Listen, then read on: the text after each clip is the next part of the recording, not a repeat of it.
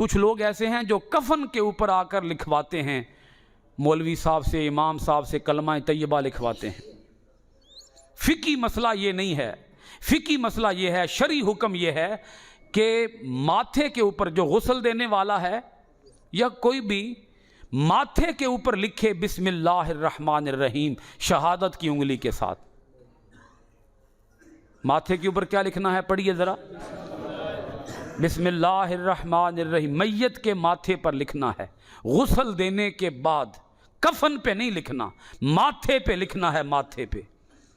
اور سینے کے اوپر، میت کے سینے کے اوپر لکھے لا الہ لا الہ الا اللہ محمد الرسول اللہ، محمد الرسول اللہ، یہ لکھے کوئی بھی شخص جس کو لکھنا آتا ہو اس انگلی کے ساتھ۔ سمجھ آ گئی ہے بات؟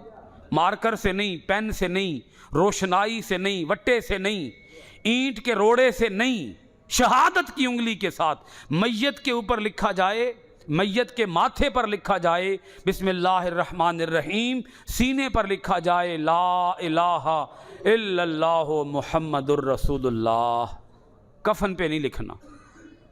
آپ کو صحیح مسئلہ سمجھا رہا ہوں۔ ایتھے بندے آ جاندے پھر نہ لکھ کے دئیے تو وہ بھی تاویں ناراض ہوندے بھئی پتہ نہیں مولوی صاحب نخرے کر دیں، آج کل دے نویں ماڈرن مولوی نخرے کر دیں جی، کفن تے نہیں لکھ کے دیں دے، کفنی تے لکھ کے نہیں دیں دے، وہ کہندے پتہ نہیں یہ کوئی وڈی مخلوق بن گئے۔